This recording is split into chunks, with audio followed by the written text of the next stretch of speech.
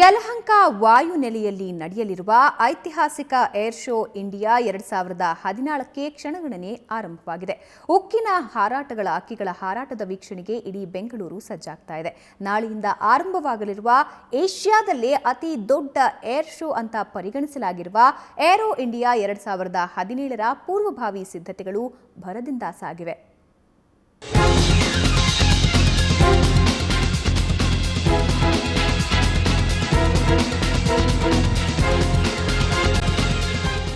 ಪ್ರತಿ ವರ್ಷದಂತೆ ಈ ಬಾರಿಯೂ ನಾಳೆಯಿಂದ ಏರೋ ಇಂಡಿಯಾ 2017 ಆರಂಭವಾಗಲಿದೆ.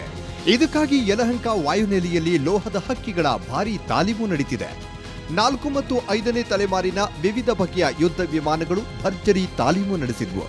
ನಾನಾ ಬಗೆಯ ಹೊಸ ವಿನ್ಯಾಸದ ಯುದ್ಧ ವಿಮಾನಗಳ ಘರ್ಜನೆ ಸೊಬಗು ಎಂಥವರನ್ನು ಪುಳಕಗೊಳಿಸುತ್ತೆ. ಈ ಭರ್ಜರಿ ತಾಲೀಮು ವೀಕ್ಷಣೆಗೆ ಜನ ರಸ್ತೆ ಬದಿಯಲ್ಲಿ ನಿಂತಿದ್ರು.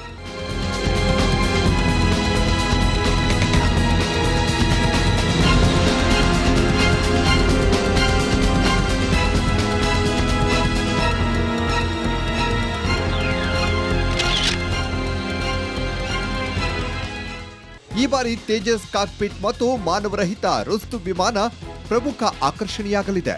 51 ರಾಷ್ಟ್ರಗಳ ಸಾಧನೆ ಮತ್ತು ಯುದ್ಧೋಪಕರಣಗಳ ಪ್ರದರ್ಶನ ನಡೆಯಲಿದ್ದು, ದೇಶೀಯ ಹಾಗೂ ವಿದೇಶಿ 579 ಕಂಪನಿಗಳು ಭಾಗಿಯಾಗಲಿವೆ. ಇದಕ್ಕಾಗಿ ಏರ್ ಶೋಗೆ ವಾಯುಮಾರ್ಗ ಮತ್ತು ಭೂಮಾರ್ಗಗಳ ಸಂಚಾರ ವ್ಯವಸ್ಥೆಯಲ್ಲೂ ಕೆಲವು ಮಾರ್ಪಾಡುಗಳನ್ನು ಮಾಡಲಾಗಿದ್ದು, ವಿಮಾನ ಮತ್ತು ವಾಹನಗಳ ಸಂಚಾರದಲ್ಲಿ ವ್ಯತ್ಯಯ ಉಂಟಾಗಲಿದೆ.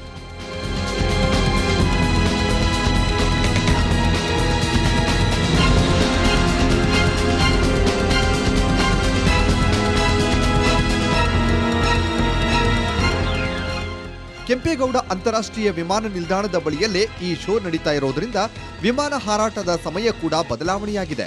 ಅಲ್ಲದೆ ಮಾಂಸ ಮಾರಾಟ ಅಂಗಡಿಗಳಿಗೆ ಮಾರಾಟ ನಿಷೇಧಿಸುವಂತೆ ಈಗಾಗಲೇ ನೋಟಿಸ್ ಕೂಡ ಜಾರಿಯಾಗಿದೆ.